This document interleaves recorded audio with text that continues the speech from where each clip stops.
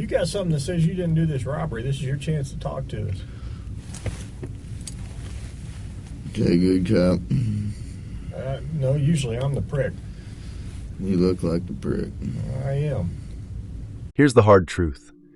The police could get you to confess to a murder you didn't commit, and they could do it without ever laying a hand on you. And what if the only way to beat them is by learning the lesson of a kid who didn't even understand he was losing the game? Brendan Dassey was 16 years old, soft-spoken, learning disabled, and completely unprepared for what would happen when two veteran detectives brought him into an interrogation room in Wisconsin. He didn't know the rules, he didn't know his rights, and by the end of their questioning, he had confessed on tape to murder, rape, and mutilation. Except there was one problem. Nothing he said lined up with the actual evidence. Honestly gave us this information, that information, maybe I'll call them dots or whatever. And some of the dots, when we look at it, say, well, I think we need some matching up here, just a little tightening up or something. We feel that maybe, I think Mark and I both feel that maybe there's some more that you could tell us that you may have held back for whatever reasons. And I don't want to assure you that Mark and I both are in your corner. You were scared was that you would be implicated in this, or people would say that you helped or did this. To prove to us, or more importantly, the courts and stuff, is that you tell the whole truth. Don't leave anything out. Don't make anything up because you're trying to cover something up a little. And even if those statements are against your own interest, you know what I mean? That makes you, it might make you look a little bad, or make you look like you were more involved than you want to be looked at. It's hard to do, but it's good from that vantage point to say, hey, there's no doubt you're telling the truth, because you've now given the whole story. You've even given points where it didn't look real good for you either.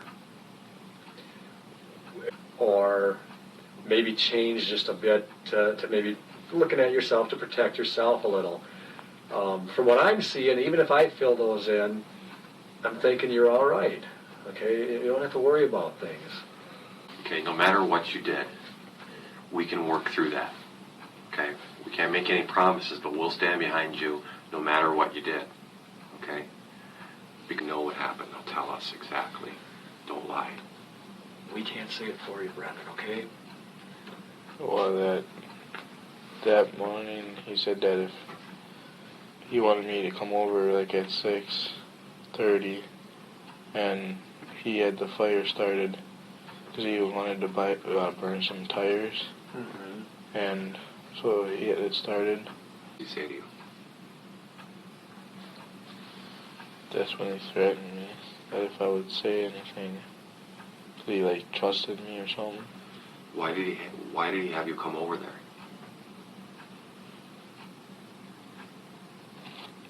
Did he need help with something? Remember, we already know, but we need to hear it from you. Why did he have you come over there? He needed help, didn't he? What did he need help with? Go ahead and tell us. Probably to get rid of the body. Yeah. So, what Mark's saying is, did he call you, or did he come to the door and say, Brendan, I need, what did he do?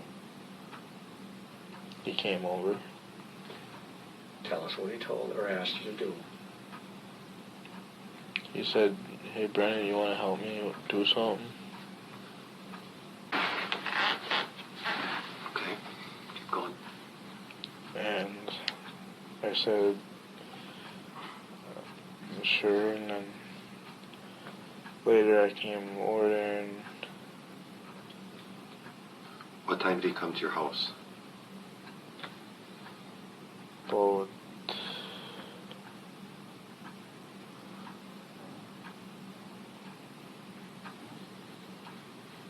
I was going to ask you if you want to do something, help him with something. Tell me that again. That he wanted me to come over there and help him move something. Okay, so he opens the back door of her truck. And tell me what you see. Her body laying there. What could you see of her? Truth now. As hard as it is, tell us the truth. Her head, her body, her feet. So she was not covered up? No, I didn't think so. See, we already knew that. Did she have clothes on? And be honest. If she did, she did. If she didn't, she didn't. Sort of. Okay, what'd she have on? Like a white t-shirt and that. Pants. What do you mean, sort of? Either she had clothes on or she didn't. It's what, some of it on and some of it off? What? It was like ripped. It was ripped? Where was it ripped? Like right here. Was it a t-shirt or a button-up shirt or what kind of shirt? A button-up one. What color?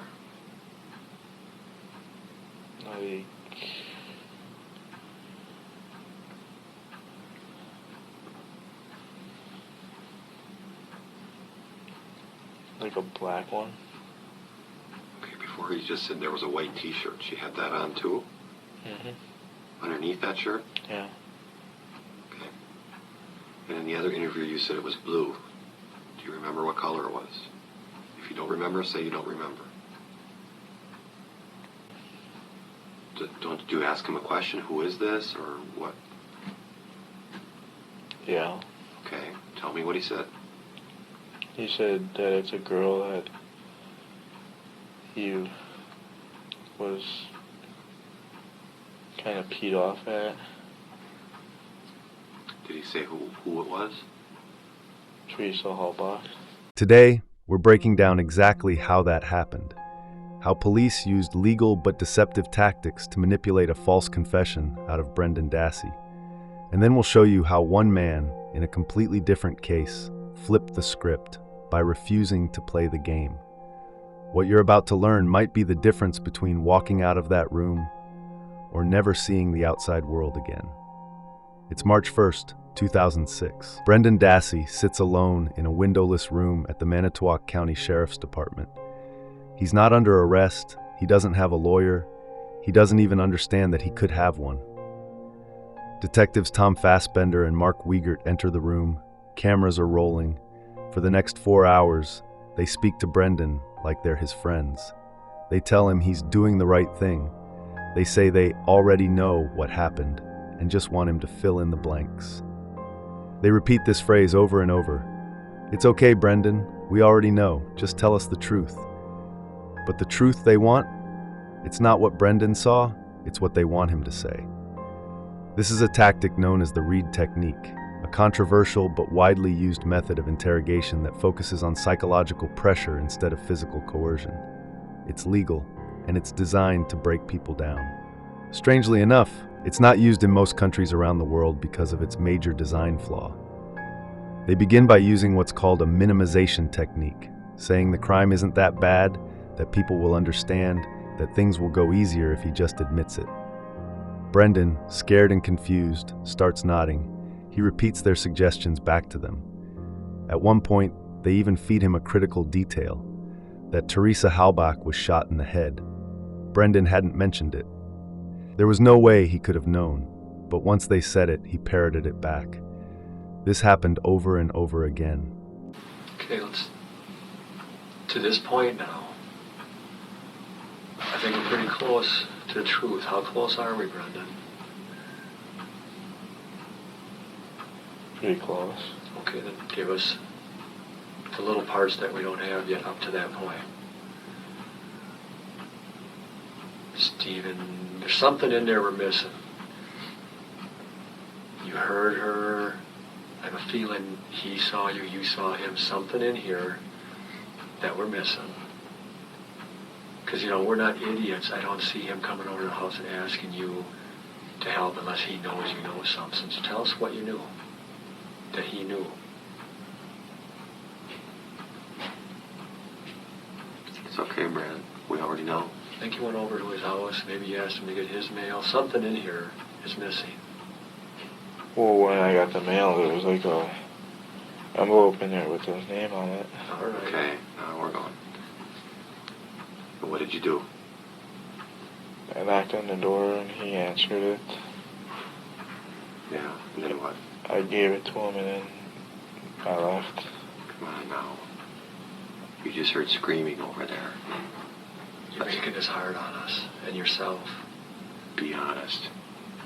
You went inside, didn't you? Yeah. You went in the trailer? Mm-hmm. You're nodding. Did he invite you in? Yeah. Okay. And where was she? In his room. Okay. Did you go back there and look? No, Brendan, be honest. I didn't. How do you know she was in his room? The door was open. Could you see her? Yeah. Was she alive? Well, she was handcuffed to the thing, She was handcuffed to what? the bed. Was she naked? Was she alive? Yeah. How do you know? Because she was moving around. Was she making any noise?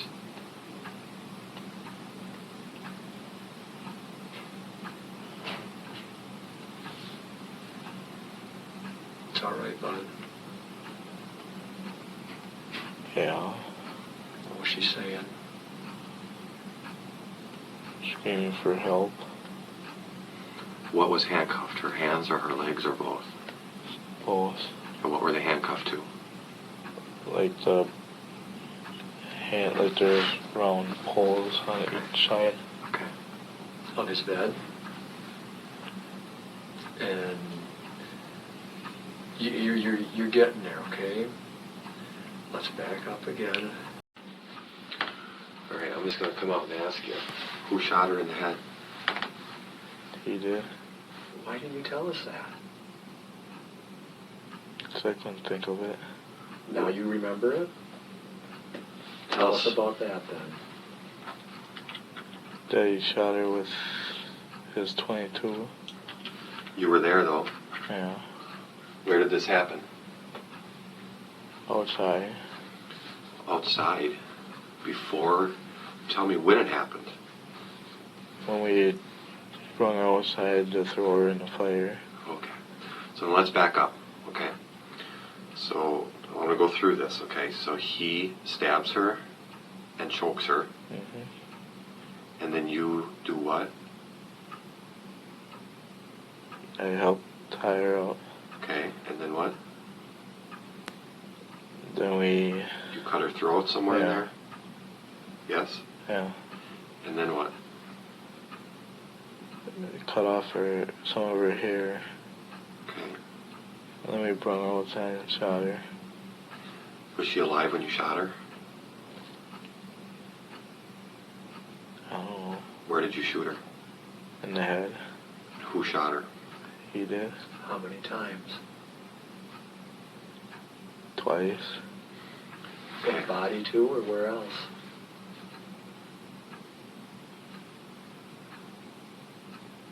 How many times did he shoot her, Brendan? Twice. Total. Not just in the head. Did he shoot her elsewhere? Honestly. This isn't cooperation, it's compliance. And there's a difference. Brendan's confession didn't match the crime scene. He said the victim was tied to the bed, no restraints were found. He said she was stabbed in the stomach, no stab wounds. He claimed she was killed in the house. No blood, no cleanup, no signs of struggle. But none of that mattered. Because on camera, Brendan Dassey said the words they wanted to hear. And once that happens, the justice system rarely stops to ask, does this make sense? He was charged with first-degree intentional homicide, mutilation of a corpse, and sexual assault. And despite the holes in his statement, he was convicted. Sentenced to life in prison. Eligible for parole in 2048. A teenager's life nuked in a second for no other reason than to get to the main target. The interrogation experts at the Center on Wrongful Convictions of Youth at Northwestern University took notice. They called his confession a textbook example of coercion. Later, a federal magistrate judge agreed, ruling the confession involuntary and ordering Brendan released. But that ruling was reversed by a higher court. The Supreme Court declined to hear his case. To this day, Brendan Dassey remains incarcerated. But if the police can hold you for hours upon hours, deny you food, water, and sleep, swap out a fresh detective every hour to wear you down, how do you beat them? Let's talk about a man the internet has dubbed the Legend of Jeff. You might have seen the footage. It went viral years ago. Jeffrey Feiger is brought into a police station for questioning. But from the second the detectives start asking questions, Jeff does something that seems almost too simple. He shuts up. Before I explain myself to you, before we talk to each other, I need to read your rights, okay? What am I under arrest for? Well, like I said, I need to read your rights first. Obviously, the charge is robbery, okay? Yeah, I'll explain everything. I'm under arrest for robbery? You are, but let me read your rights real quick, okay? And then I'll explain it all to you. Is that okay? You let me do that real fast? All right, Jeff. Can you read with me? Just read in your head, okay? Before we ask you any questions, you must understand what your rights are. You have the right to remain silent. Anything you say can and will be used against you in the court of law. You have the right to talk to the lawyer for advice before we question you, and have him or her with you during questioning. If you cannot afford to hire a lawyer and you want one, a lawyer will be provided for you. If you decide to answer questions now without a lawyer present, you'll still have the right to stop answering questions at any time. You also have the right to stop answering at any time that you want until you talk to the lawyer. Does that make sense? You've probably heard these before, haven't you? Does that make sense? Do you understand your rights? Do you understand your rights, Jeff? Yes or no? You understand? We're getting paid more than you are, so we can sit here for a long time, man. I just need you to answer me yes or no. Do you understand your rights? Let's get through that question. Do you understand what I read you? Did you comprehend what I read you?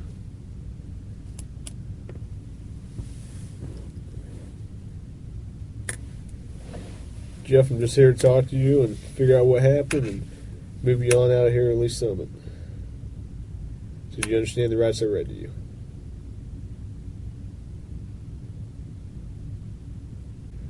Jeff, do you understand your rights? Yes or no?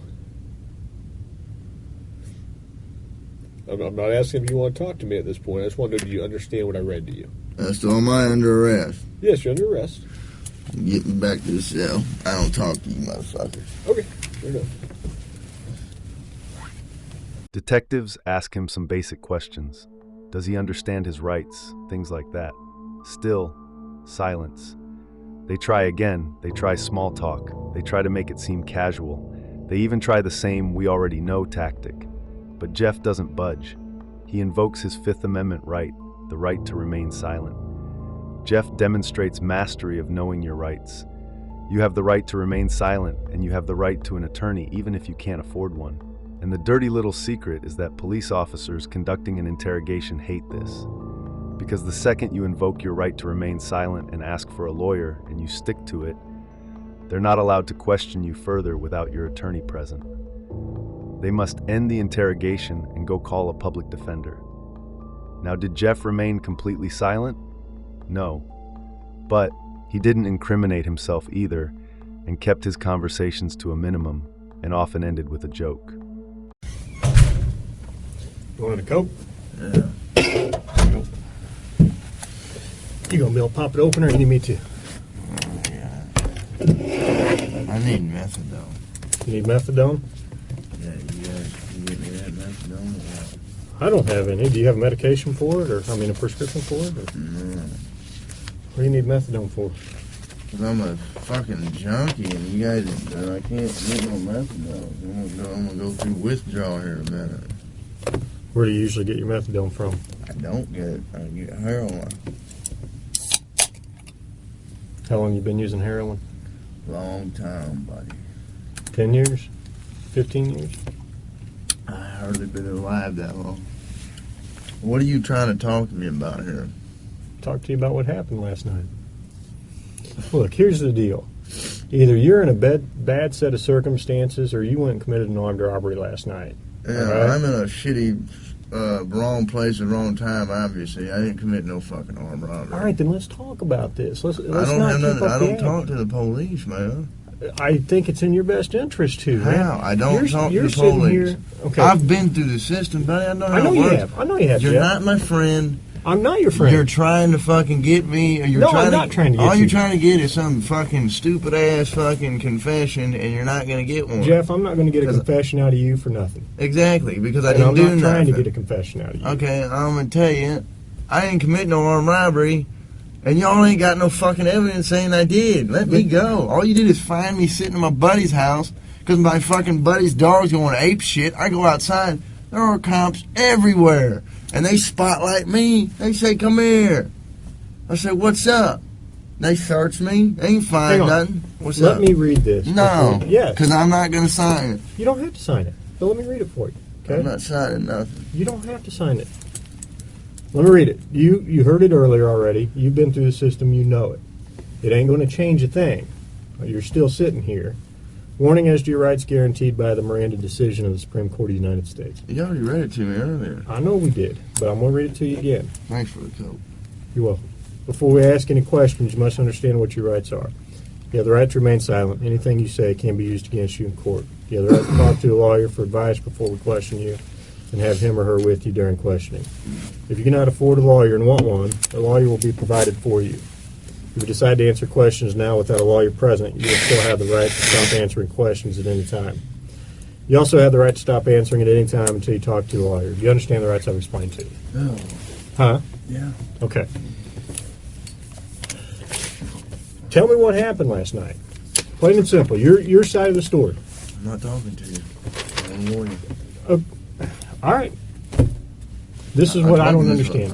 I know, but this is what I don't understand, Jeff. You were sitting there talking just like you were ready to sit here and tell me what happened last night, and then all of a sudden I read that to you, and you screw it, I ain't talking to you. I want a lawyer.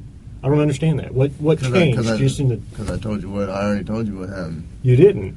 How didn't I? You didn't tell me what happened last night. How didn't I just tell you what... But now you've handcuffed me, and I can't talk to you because you've asked for an attorney. So, okay, that's fine. But I will tell you right now, you're still on a hold for a robbery. I know. I don't know why. I need a fucking lawyer because obviously I didn't do nothing. And obviously you guys know I didn't do nothing because I've been arrested for the same bullshit before, and you guys don't interview me this much. So, wham bam, thank you for the coke. Put me back in the cell. That's my home. We haven't interviewed you yet. That's my home. All right. Well, you haven't interviewed me yet. Yeah. I'm not being interviewed. I'm a lawyer. That's what I'm saying. We haven't interviewed you yet. Hang on. Wait right there.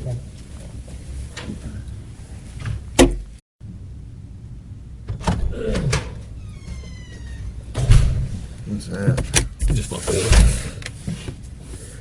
All right. I know we did this twice, but I got to do it again every time, okay? Before asking you questions, I got to read your rights. You have the right to remain silent. Anything you say can or will be used against you in the court of law. You have the right to talk to a lawyer for advice before we question you.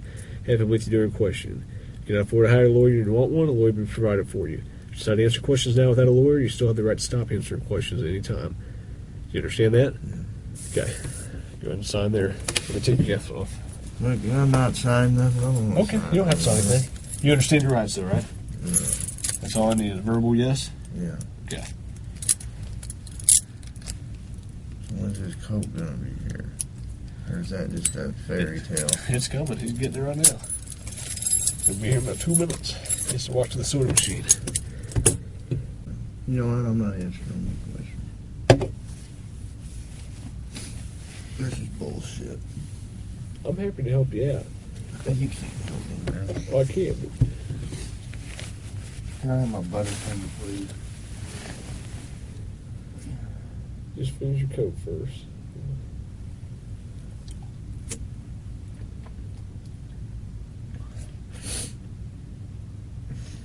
I don't get why I don't. Well, here's what the deal is. I have enough evidence Like what? of your armed robbery, okay? But, you know, if you're saying you didn't do it, you need to give me your side of the story. I didn't do it. Okay, well, give me your side of the story. You got to, convince me. Because I got a lot of evidence. I got a lot of physical evidence. Well, like what? Name the physical. Well, I don't need to. Why should I tell you that? I mean, you haven't been helpful to me at all. Because I don't believe that you got any evidence. Because I didn't do it, so there's no. Well, here's it. I'll give you one piece of my evidence, okay? Yeah. One piece. The phone for 7-Eleven was taken by the suspect, whoever that was, okay? It was taken by the suspect and was thrown in the dumpster behind 7-Eleven, okay? We got DNA off that phone. Right? That's one piece of my evidence. I have a lot of other evidence, okay? Like what? There's only a couple pieces of evidence I'm missing. Name them. What's that? Name Why do I need to do that? You haven't helped me out at all. You give me a little bit, I give you a little bit. We go back and forth. I give you one of my piece of evidence, and I give me a little something.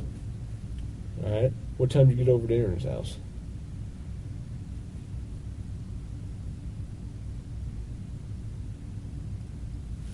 No, anything I say here can and will be used against me. Sure, but anything you say here, I can also tell your parole officer, and you help me out. That doesn't mean dick. Sure it does. Well, you're arresting me for robbery tomorrow, so what the fuck does that do? You help me out, I can help you out in certain You ways. can't tell me that you can help me out. Because all you said is that you're charging me with some bogus-ass armed robbery bullshit. Okay. And I don't believe... there's no way.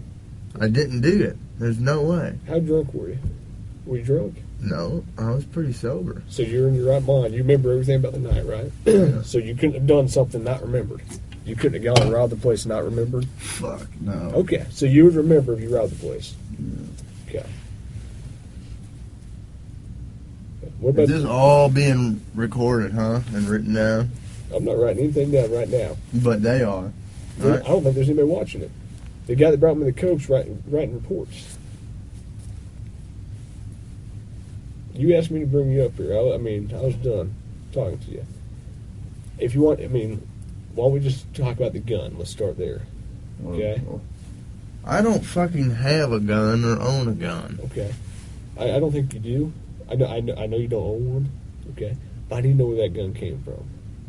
I don't have... What the fuck are you talking about? The gun you were sitting on. I was sitting on? Yeah. What the fuck are you talking about? Over at Aaron's house. I don't know what you're talking about. Because Aaron says it wasn't his.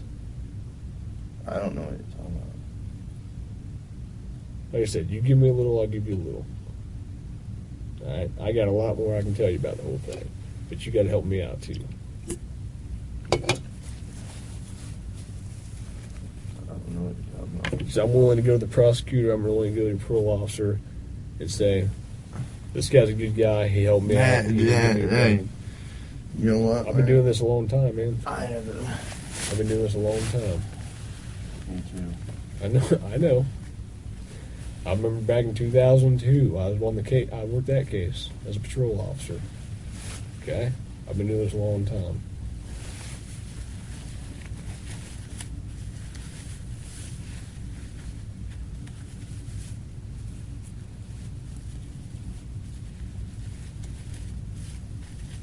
I know you don't want to go back to jail, right? Back to prison. Well, fuck. It looks like I am if and you're going to charge me with some bogus shit. You guys don't... what do you got, really? That I was at a buddy's house and I happened to come outside because you guys were fucking swarming the area and they Which door did you come out of? I came out of the front door. You know what? I'm not saying myself, man. Fucking dog going crazy. You know what? I'm done. Can you sit down for me? Huh? Can you sit down for me? Thanks. I'm done, man. Fuck this. I'm not even answering. All this shit that I just said is gonna be fucking written in the discovery now, right? What? You haven't said nothing. Every little stupid thing that you've asked me, dude, is gonna be in the discovery. I'm not even going to do discovery. The prosecutor is. Okay. So, you halfway know the system, how things work, and you halfway don't. Am I right? I half-ass know Yeah. that the only reason I came up here is to get a fucking Coke. Okay. And I got it. But now I want a Butterfinger. But that's not going to happen for a while. What, the Butterfinger? Yeah. Why not?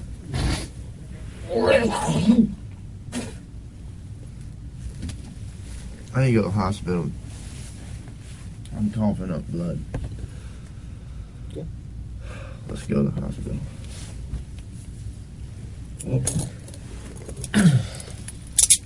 I'll let the jailer know you go to the hospital. You still going to be back here, you know that, right? Where? Here at the jail, as soon as you get out of the hospital. Well, You're not getting out. I know. I can't finish it. You can finish it. Make it quick. I got things to do. Butterfinger, you promise. I didn't promise you that. I said we'd see what happens. All right. Like I said, you haven't helped me out at all. Why should I help you out?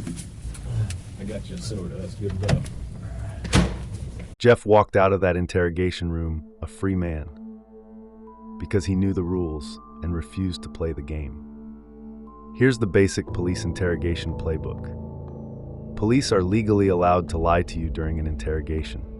They can say they have evidence when they don't. They can say your friend already ratted you out, even if they didn't.